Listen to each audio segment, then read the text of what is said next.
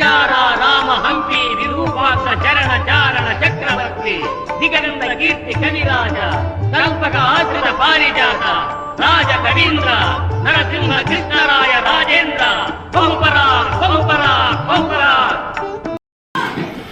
అష్టదిగ్గజ కవులకు, సాహితీ ప్రియులకు, పుర ప్రజలకు స్వాగతం.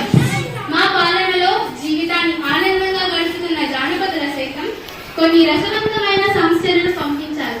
మీరు వీటిని రసవతరంగా పూరించి నేటికి ఉన్న విజయ సభను రంజింపచేయండి. ఇక ఆంధ్ర భాష తల్లిని స్తుతిస్తూ సమస్యలను దత్తపదాలను పూరించి ఆశుకవిత వినోదం సాగిద్దాం. చిత్తం రాజేంద్ర, కవిచంద్ర, మీతో నేటి బుగుల విజయ సభను ప్రారంభించాలనేది నా అభిలాష. మీ ఆలోచన నిజమే పెద్దనామాత్య.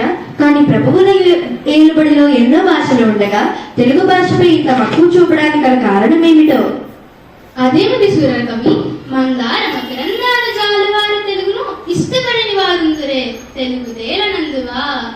తెలుగుదేల ఎన్న దేశంబు తెలుగేను, తెలుగు వల్ల బున్న తెలుగు కొండ, ఎల్ల నృపులు గొలుగు నెరుగవే బాసాడి, దేశ భాషలందు తెలుగు లెస్స. మరి ఇంతటి తెలుగు భాష మీద ఎవరికైనా ఎందుకు మమకారం ఉండదు? పెద్దనార్య, కవులారా, మేము తర్వాత పద్యమును పూరిస్తాం.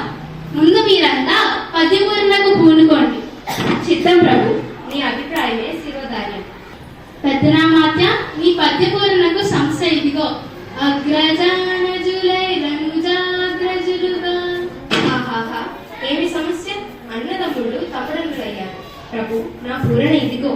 పుష్యమింబరతాఖ్యుడు పుట్టినాడు, మనసి లక్ష్మణుడు ఆశ్లేష పుట్టినాడు, భరత లక్ష్మణ క్రమమితి ఎనసి చూడా, నగ్రజానజులైలను జాగ్రజులుగా.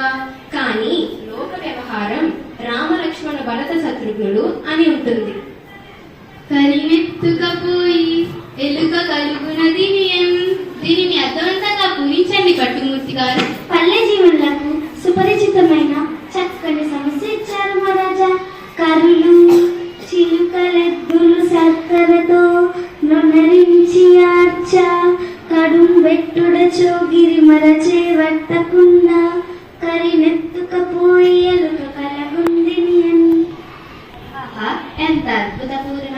ఎలుక ఏనుగును ఎత్తుకొని పోగలదా? ఆ ఏనుగు రంధ్రంలో పట్టున. ఆహాహా!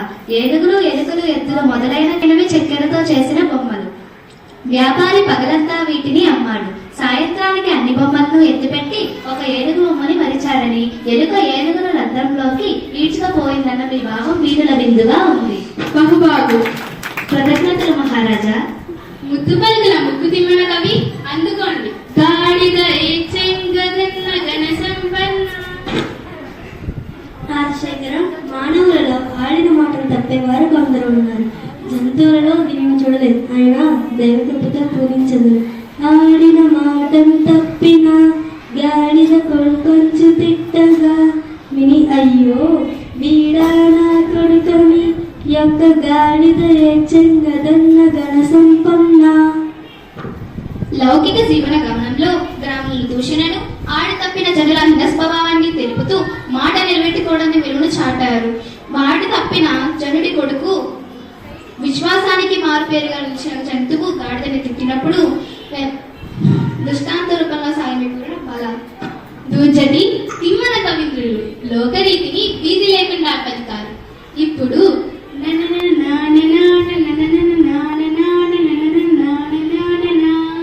అనే సమస్యను మీరు పూరించండి.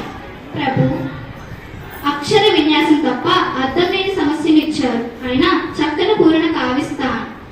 నిన్ను నిన్ను నిన్ను నిన్ను నిన్ను నిన్ను నిన్ను నుంగాని లయతార సంగతుల గాన కళ పరిపూర్ణ మానసమున పలుకుని రాగముల మొదమల్లుచు పలుకు నిట్టులన్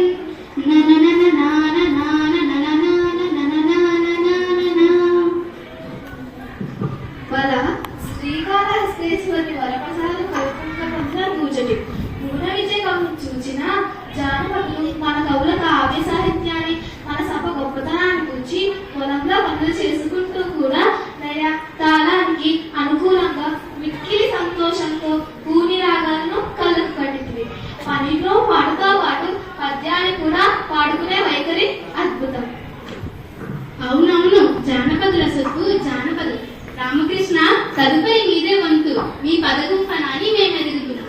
మేక మరియు తోక ఈ రెండు దత్తపదాలతో ఒక సీస పద్యం చెప్పండి. మమ్మీ దేవరా నన్ను ఆదేశిస్తే కాదన్నా ఆలకించండి మహాప్రభు.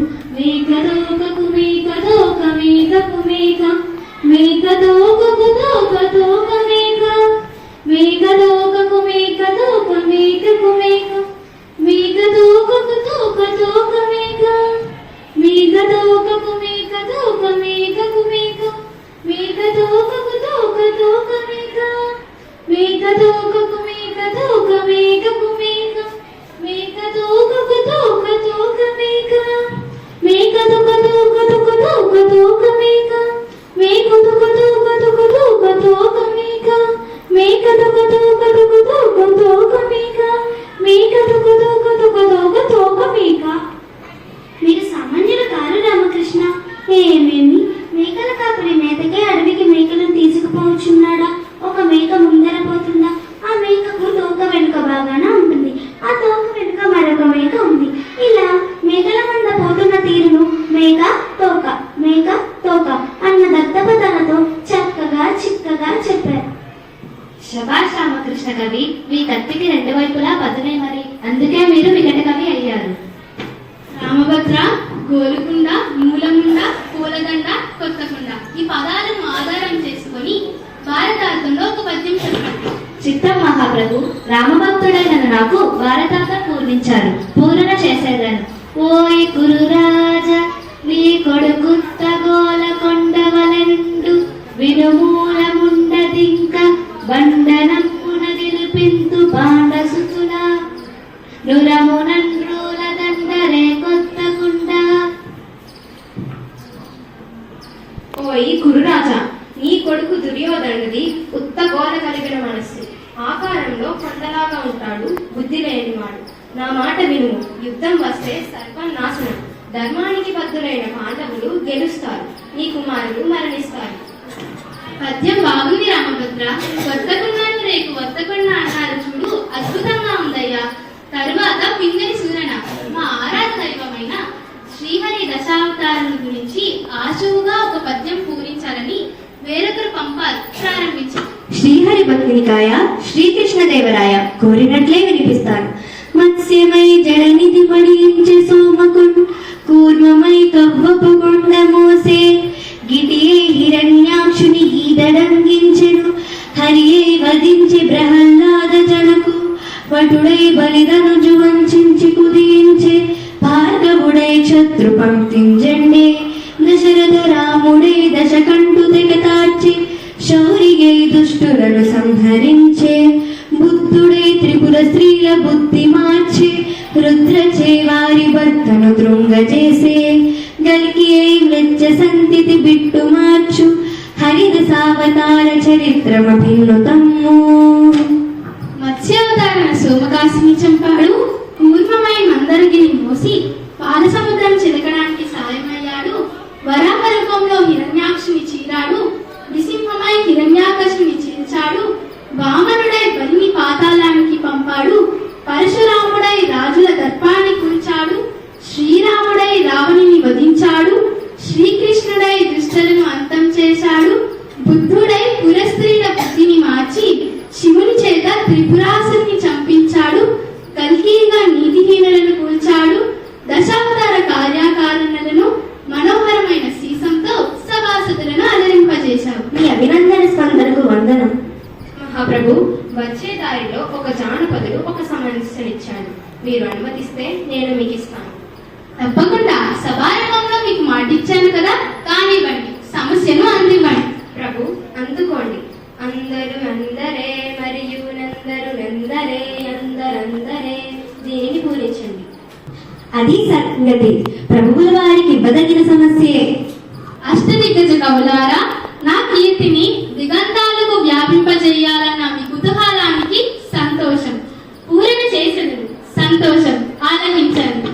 కొందరు పాండితీధనులు, కొందరు నాగరకుల్ వదావదుల్, కొందరు చాతురీ ప్రియులు, కొందరు నీతికి భూతికి సిద్ధహస్తులు, కొందరు నాయకుల్ మరియు కొందరు గాయకుల్ అందరుందరే అందరు నందరే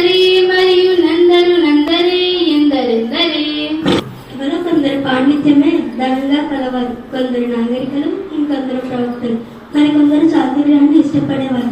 నేతలు మరియు గాయకులు ఇలా సభలను వారిని ఉద్దేశించి చెప్పారు. దీనిలో మన రాజ్యంలోని ప్రజల సాహితీ సామర్థ్యాలను గుర్తు చేస్తూ అందరూ అనడం వలన ఎవరికి వారే గొప్ప అని అర్థం. కవి పండితులారా, మీ సమస్య పూరణల పద్యగానంతో మా మనసుతో మురిసింది. సభికులకు కృతజ్ఞాన్ని